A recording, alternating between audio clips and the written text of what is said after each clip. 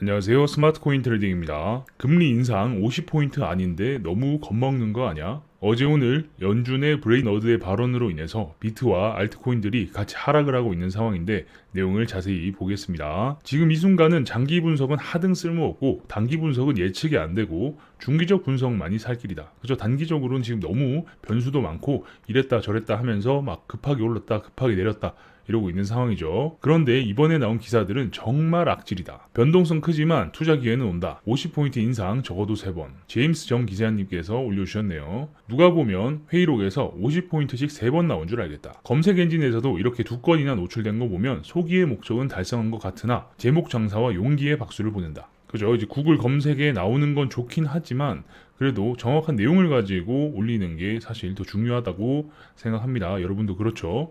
아이고 성공하셨네요. 블록미디어 축하합니다. 그죠? 뭐 어쨌든 조회가 많고 사람들이 공유를 많이 해서 많이 봤기 때문에 상단에 걸린 거겠죠. 연준 회의록 많은 참가자들은 특히 인플레이션 압력이 계속 상승하거나 심화되는 경우 향후 회의에서 목표 범위에서 1회 이상의 50포인트 인상이 적절할 수 있다고 말했습니다. 결론적으로는 25포인트가 적절할 것이라고 이야기했다. 그러니까 인플레이션이 상승하고 심화되는 경우에 한 번 이상의 50포인트 인상이 적절할 수 있다라고 말했지 50포인트 인상을 하겠다라고 이야기한 적은 없습니다. 그래서 정말 50포인트일 듯 말 듯 돌려 말한 것도 사실이다. 그죠? 뭐 아무튼 돌려서 이렇게 말을 했는데 대놓고 이야기하진 않았습니다. 연방기금 금리가 참석자들의 장기 전망치를 계속 밑돌아 이번 회의에서 50포인트 금리 인상을 선호했을 것이라고 말했다. 인플레이션 위험이 높아지고 있고 아직 금리가 많이 낮아서 50포인트를 선호했을 것이지만 뒤엔 말이 더 중요하다. 러시아의 우크라이나 침공과 관련된 단기적인 불확실성, 우크라이나 러시아 전쟁 이슈로 25포인트가 적절할 거라고 판단했다. 25포인트는 0.25%죠. 그러니까 25bp다. 나도 전부터 이야기했지만 지금 스태그플레이션 이슈가 커지는 이유는 돈이 시장에 넘쳐나서가 절대 아니다. 그죠? 사실 지금 시장에 돈이 넘쳐나진 않죠. 생산 활동에 필요한 각종 재화들이 원활하게 공급되지 않아서다. 이게 중요한 겁니다. 공급이 제대로 원활하게 안 되고 있어서다라는 거죠. 그러니까 구리가 필요한 곳에서는 구리가 없는데 구리를 캐는 곳에서는 구리가 넘쳐나고 있는 그런 상황이다라는 거죠. 운송, 물류 이런 것들이 시스템적으로 제대로 돌아가지 못하고 있기 때문에 이런 현상이 발생하고 있는 거죠. 정말 극단적인 예이긴 하지만 뇌졸중이 왔다라고 쳐볼게요. 뇌졸중이 왔는데 뇌졸중이 오는 이유는 뇌에 혈관이 막혀서 그런 거죠. 갑자기 피해 양이 많아져서가 아니다라는 겁니다. 그런 것처럼 혈관이 막히듯 지금 물류가 막혀 있는 상황이기 때문에 인플레이션이 이렇게 터져 나오고 있다. 라고 볼 수 있는 거죠. 하지만 여기서 버블이 더 끼면 곤란하니까 시장도 겁을 먹어줘야 하고 연준 회의록 많은 참가자들이 회의에서 연방기금금리 목표 범위를 50포인트 인상했으면 좋겠다고 말했습니다. 이런 기사들이 쏟아져 나와야 그 효과가 배가 된다. 겁을 먹고 위축된 시장의 막간을 이용해 재화 공급에 정부가 돈을 또 쏟을 수 있으니 이게 차트적으로 기술적 반등 되실 것이다. 그러니까 이런 것들을 계속해서 뿌려서 시장에서 겁을 먹고 자산시장이 가라앉고 원자재 시장의 가격이 떨어져야 정부에서 진짜 필요한 원자재 공급을 위해서 여기에 돈을 쏟아부을 수 있다라는 거죠. 그렇지 않으면 올라가는 가격에서 더 바람을 넣어서 정말 걷잡을 수 없이 가격이 올라갈 수 있기 때문에 이런 언론 플레이를 하면서 가격을 떨어뜨리고 시장에 겁을 줘야 이런 것들을 효과적으로 할 수 있다라는 거죠. 우리도 뭐 겁은 먹은 뉘앙스는 보여주자. 하지만 25포인트라는 거. 그죠? 그러니까 너무 쫄 필요는 없다. 하지만 뉘앙스는 보여줘야 한다라는 거죠. 그리고 이것 MBS도 신경을 써야 한다. 주택담보대출과 관련된 내용입니다. 우리가 경제학 박사 딸 것도 아니고 이게 뭔지 깊게는 몰라도 이게 무슨 액션인지는 알아야 한다. 최소한 그 정도로 알아야 갑자기 왜 이렇게 내린 거야? 이런 얼척없는 상황을 막을 수 있다. 연준 회의록입니다. 대차 대조표 축소에 대해 참가자들은 일반적으로 월간 한도가 재무부 증권의 경우 약 600억 달러, MBS의 경우 350억 달러가 적합하다는 데 동의했습니다. 이게 어떤 의미인지는 내가 2일 전에 블로그에 적어뒀다. 영상으로도 만들어서 올려드렸습니다. 그러니까 연준에서는 시장에 풀린 돈을 걷어들이는 방법이 꼭 금리를 올려서만 걷어들이는 게 아니다 라고 말씀드렸죠. 주택담보대출과 관련된 채권을 직접 사들이면 연준이 사들이는 거기 때문에 연준이 가지고 있는 돈으로 시장에 돈을 뿌리게 되는 거죠. 그래서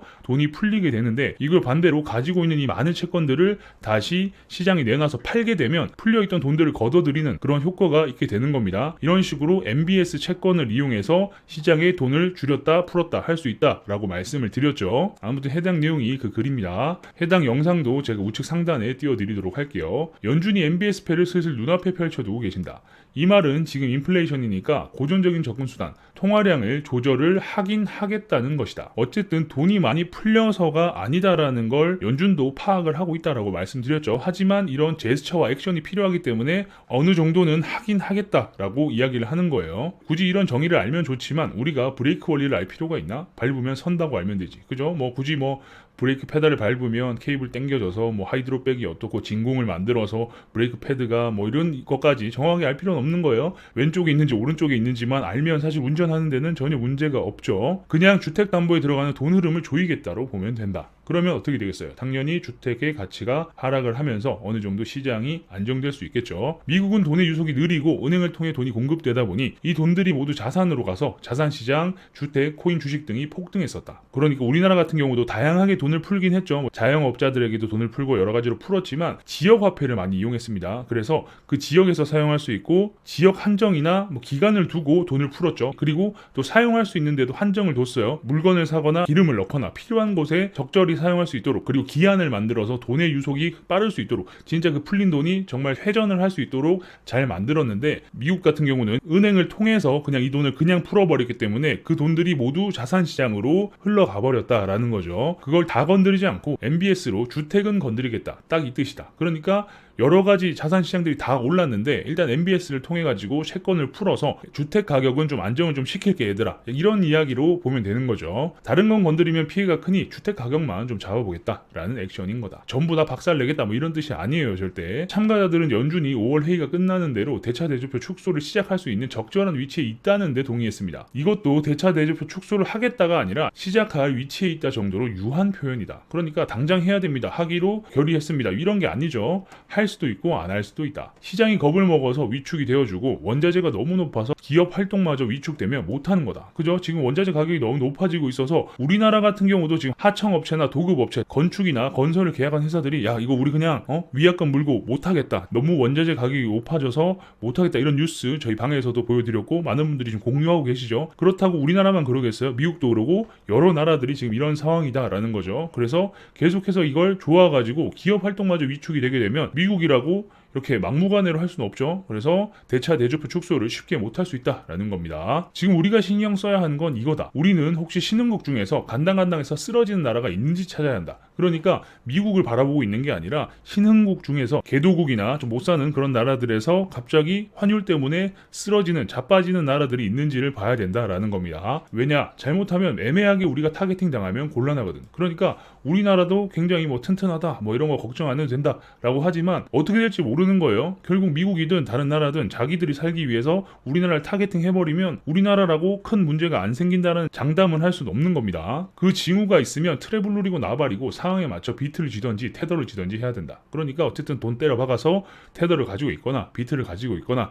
이렇게 해야 된다라는 말이죠. 왜냐? 원화로 가지고 있게 되면 거래소에 원화로 찍혀 있으면 내가 현금을 가지고 있는 거랑 똑같기 때문에 그때는 빠르게 코인을 사야 된다라는 거예요. 현금을 가지고 있으면 원화 가치가 하락할 때 그 하락을 온몸으로 처맞게 되는 그런 상황이 오는 거죠. 그래서 우리 코인러들은 빠르게 현금을 옮겨서 코인을 가지고 있거나 테더화를 시켜놓으면 달러를 가지고 있는 것과 같은 이점이 있죠. 야, 러시아랑 우크라이나 얘들은 환율 떨어지니 미친듯이 코인 사는구나. 저쪽 집이 무너졌다고 해서 구경이 갔죠. 그런데 보고 나니까 우리 집이 무너진 거예요. 보자마자 눈물이 났어요. 그죠? 이렇게 될 수 있다라는 거예요. 남의 집 박살났다라고 해서 구경을 갔더니 보니까 우리 집인 거야. 그렇게 될 수 있다. 우리나라라고 무조건 안심하면 안 된다라는 겁니다. 우리나라는 안전한 거 아니었어? 환율이 이게 뭐야? 코인 투자자라면 최소한 우리는 이런 케이스에 당해서는 안 된다. 그러니까 가만히 있다가 뒤통수 맞는 그런 경험을 해서는 절대 안 된다라는 거죠. 자, 출신. 원래 우리나라는 너무 무섭다. 특히 삼전, 삼성전자도 예전의 삼전이 아니다. 새로 한다는 사업부는 시총에 영향이 거의 없는 것들이고 6월에 GAA 양산한다는 거 가능할지 의문이고 파운드리는 열세인 거 이미 온천하에 드러났고 진짜 메모리 하나 있는데 미우나 고우나 올해 내년만큼은 삼전이 흔들리지 않았으면 한다. 그죠? 지금 아무 문제 없다 이런 이야기 하는데 사실 문제가 없는 이유 중에 하나가 지금 반도체 대란이 일어났죠. 그래서 어떻게든 생산을 하기 위해서 여기저기 다 그냥 선주문을 다 해버리는 거예요. 그래서 삼성전자 같은 경우도 2년치 계약이 이미 완료됐다 이런 이야기는 하지만 제조 공정에서 문제가 많다고 합니다. 그 수율이 제대로 나오지 않고 여러 가지로 기술적으로 문제가 있음을 삼성도 자각하고 있는 것 같아요. 그래서 이재용 부회장도 이대로 가서는 안 된다 이런 이야기가 나오고 있고 대만의 TSMC에 또 많이 뺏겼죠. 인텔이 따라오고 있는데 인텔한테도 금방 이 자리를 내어주게 될지도 모른다 라고 이야기가 나오고 있습니다. 그렇게 되면 우리나라의 최고 삼성 뭐 이러고 있는데 그런 믿음의 또 뒤통수를 맞는 상황이 올 수 있다라는 거죠. 삼성 자빠지기 시작하고 삼성이 금가기 시작하면 환율 방어 쉽지 않을 것 같아요. 그죠? 뭐 현대도 그렇고 여러 가지로 기업들이 있긴 하지만 우리는 절대 안심하면 안 된다. 라는 걸 다시 한번 강조드립니다. 그래서 코인러들은 이런 부분을 잘 대비해야 된다. 코인을 또 재빠르게 매수해야 되는 그런 상황이 펼쳐질지 모른다. 코인의 가격과 상관없이 코인을 사야 되는 그런 상황이 올 수 있을지 모른다를 말씀드릴 수 있겠네요. 아무튼 이런 것들도 중요합니다. 여러분 뭐 어떤 특정 코인이 호재가 있어서 오를 거다 내릴 거다 또 중요하지만 지금은 전 세계가 연준이 어떻게 액션을 하느냐를 주목하고 있죠. 코인 시장뿐만 아니라 모든 자산 시장이 거기에 지금 반응을 하고 있기 때문에 여러분들께 이렇게 반복적으로 무슨 새로운 또 내용이 있으면 빠르게 알려드리기 위해서 노력하고 있습니다. 영상이 괜찮으셨다면 구독과 좋아요도 눌러주시고요. 알림 설정을 눌러놓으시면 누구보다 빠르게 새로운 정보를 받아보실 수 있으니까 구독, 좋아요, 알림 설정까지 눌러주시면 감사하겠습니다. 경기도 웨일린 블로그 주소는 영상 하단에 있으니까요. 클릭해서 꼭 들어가 보시는 것을 추천드립니다. 과거 글부터 최신 글까지 쭉 보시면 코인과 관련된 인사이트를 넓히시는데 굉장히 도움이 많이 되실 거예요. 그리고 궁금한 게 있으신 분들은 저희 커뮤니티로 들어오시면 됩니다. 마찬가지로 영상 하단에 커뮤니티 주소가 있으니까 클릭해서 입장하시면 되고요. 많은 분들이 대화 중이니까 아직 안 들어오신 분이 계시다면 저희 커뮤니티로 입장하시면 되겠습니다. 아래 보이신 화면은 저희 회사에서 직접 개발한 API 트레이딩 프로그램입니다. 바이낸스, 바이비트, 비트맥스, FTX 네 군데 거래소에서 사용이 가능하고요. 요즘은 API 트레이딩이 대세죠. 정말 많은 분들이 사용하고 계시고 많은 문의가 오고 있는데 정말 감사합니다. 뭐 하나하나 설명드리는 것보다 제가 어떻게 동작하는지 영상으로 먼저 잠깐 보여드릴게요. 주문이 체결되었습니다. 매도 주문 입력 주문이 체결되었습니다. 스프레드 주문 완료. 스프레드 주문 주문이 체결되었습니다. 주문 취소. 주문이 체결되었습니다.